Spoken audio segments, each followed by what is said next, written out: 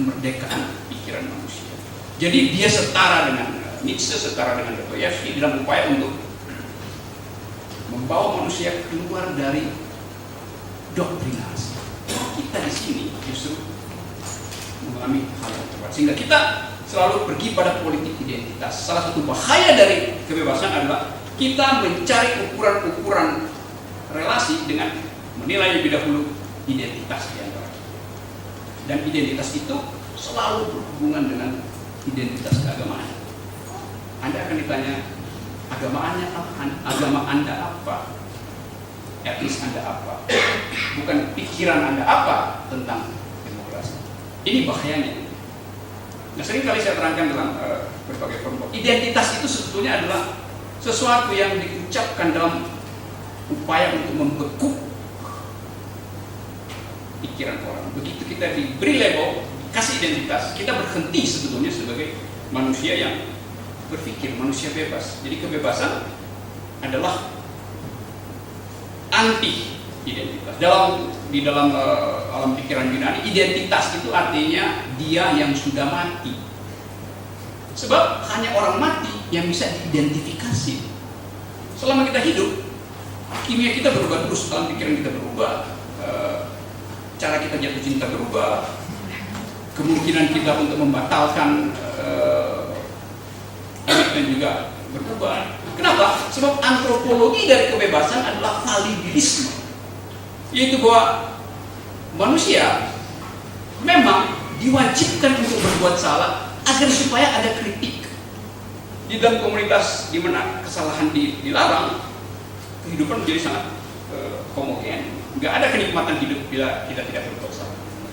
Tetapi justru doktrin-doktrin agama, doktrin filsafat menghendaki agar supaya ada identitas. Tadi saya tanya, kalau Anda meninggal, apa perlunya agama bagi si mayat? Buat apa mayat beragama? Perlu untuk catatan administrasi supaya kita tahu dia dikubur di sebelah kiri atau sebelah kanan pemakaman umum. Sebelah kiri bagian Kristen, sebelah kanan bagian Islam, sebelah utara bagian Hindu dan sebagainya. Jadi sebetulnya demi itu aja catatan administrasi. Identitas agama. Tapi dipersoalkan kan? Apalagi kalau ada sweeping, Anda bisa betul kena tilang moral.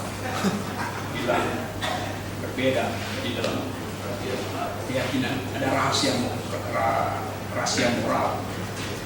Nah, Anda lihat bahwa kita hidup di dalam suasana itu yang oleh kamus dianggap sebagai kita dibuat efisien oleh sistem moral, kita dibuat efisien oleh sistem politik, dibuat efisien oleh sistem ekonomi. Tapi efisiensi artinya membuat orang tidak bergerak. Contoh efisiensi politik misalnya, kita dipaksa untuk masuk dalam sistem kepartaian. Padahal kita tahu isi dari sistem kepartaian adalah bohong, korupsi, tipu, uang, dan seterusnya. Tapi seolah-olah warga negara itu disebut warga negara kalau dia ada di dalam sistem politik, sehingga kita terpaksa harus memilih. Padahal sebetulnya warga negara lebih luas daripada warga partai politik. Negara bisa tetap hidup tanpa partai politik, tapi tanpa warga negara, negara tidak hidup.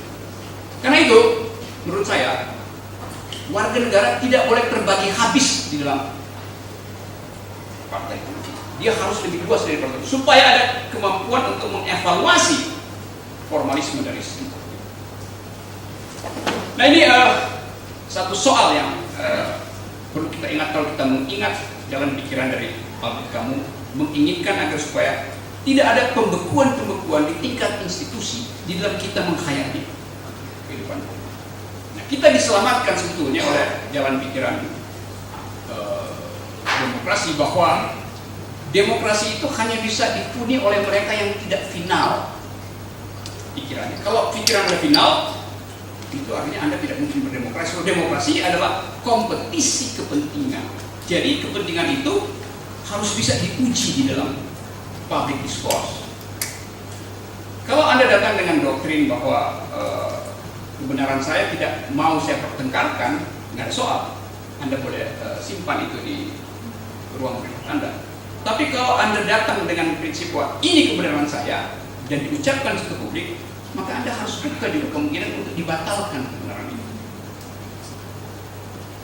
Di sini misalnya kita bisa lihat di Mahkamah Konstitusi, saya pernah jadi saksi ahli di situ untuk menguji apakah pornografi itu bertentangan dengan moralitas bangsa atau tidak. Apakah pornografi bertentangan dengan konstitusi atau tidak. Saya memberi dalil di situ bahwa pornografi tidak bertentangan dengan konstitusi. Karena itu hak orang untuk mengekspresikan kebebasannya. Kalau itu menyangkut anak-anak, ada undang-undang perlindungan anak. Tapi orang dewasa punya kemampuan untuk mengimajinasikan relasi kebebasannya. Justru dari situ kita uji bertanggung jawab nggak orang dewasa. Jadi kita nggak mungkin menutup imajinasi orang dewasa tentang bayangan seksualitas. Tapi kan ada inklusif, iya itu lain lagi, itu aturan lain. Tapi pikiran orang tentang imajinasi tidak boleh digunting oleh negara. Maka orang di dalam menghargai kemampuan abstraksinya tidak boleh dibatalkan oleh negara. Dalil itu saya ucapkan, saya ingin dalil itu dibentahkan atau dibatalkan oleh lawan hukum saya di situ. Tapi hakim konstitusi, iya si Adil masih ada di situ, memberi kesempatan pada lawan debat saya untuk mengucapkan pikirannya. Yang diucapkan adalah dalil-dalil agama. Lalu saya bilang, seandainya saya boleh menerangkan bahwa dalil Anda keliru, apa konsekuensinya? Konsekuensinya Anda murtad. Konsekuensinya Anda berdosa.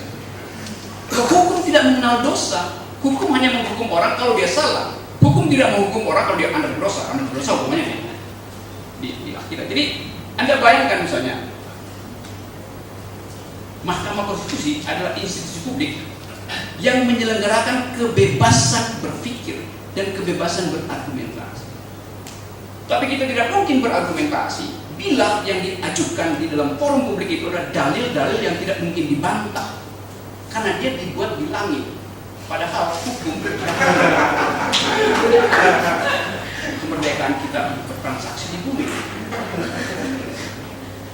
Ini contoh kecil. Dalam contoh itu juga saya mau menerangkan bahwa bahasa kita sebetulnya, bahasa Indonesia, itu mengandung kemampuan untuk menghalangi percakapan. Sifat bahasa kita adalah perintah. Di dalam perintah ada percakapan, tapi percakapan satu arah, yaitu keinginan si pemberi perintah agar supaya penerima perintah itu menjalankan kemauannya. Bahasa kita tidak diucapkan dalam kesetaraan.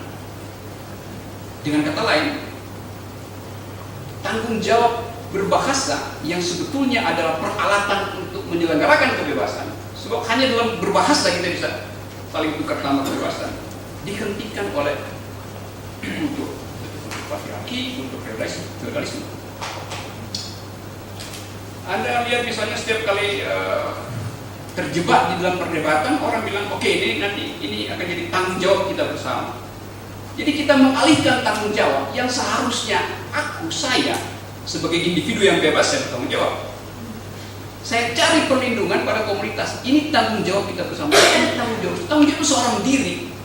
Albert Camus tiba dengan doktrin bahwa kalau Anda bertanggung jawab pada hidup Anda, bertanggung jawablah sebagai seorang yang bertemu. Bukan Anda melempar tanggung jawab bersama. Tanggung jawab bersama artinya tidak ada tanggung jawab. Nah, saya juga mengamati talk show atau di dalam diskusi kelas mahasiswa juga, keinginan untuk mendebat dosen misalnya, itu sampai sekarang seolah-olah itu haram mendebat dosen. Karena kita tahu dosen itu paling ya banyak juga dosen bodoh gitu. Otoritasnya pada kedosenannya. Tanpa argumentasi, kelas itu adalah lembaga agama. Tanpa argumentasi, kelas itu berubah menjadi ruang ibadah. Kita tidak mau hidup dalam suasana itu. Satu-satunya peralatan untuk merayakan kebebasan masuk menurut kamus adalah dengan merubah bahasa menjadi bahasa yang argumentatif. Argumen adalah mata uang pikiran. Kalau saya bertransaksi ekonomi, saya pakai dolar. Kalau dolarnya lagi tinggi, saya tukar ke rupiah. Kalau lagi buruk, saya balik lagi ke dolar. Jadi ada alat tukarnya yang namanya uang. Tapi mata uang pikiran adalah argumen. Kita tukar tambah pikiran dengan argumentasi. Argumen is a currency of thought. Mata uang pikiran. Nah, mata uang itu yang nggak ada di kita, nggak ada di politisi, nggak ada di dalam kampus, tidak ada di dalam parlemen, tidak dalam partai. Yang ada adalah doktrin, perintah. Nah, itu juga yang menerangkan kenapa politik kita mengalami defisit di dalam dari etika politik. Karena para caleg kita sebetulnya kan jadi caleg bukan karena keinginan untuk mengucapkan keadilan, tapi keinginan untuk menimbun kekayaan. Udah jadi semacam soundbite bahwa caleg artinya kaya, harus kaya. Karena itu korupsi dianggap sebagai sesuatu yang umum. Nggak korupsi, politisi nggak korupsi, itu sama dengan mahasiswa nggak bisa bikin skripsi.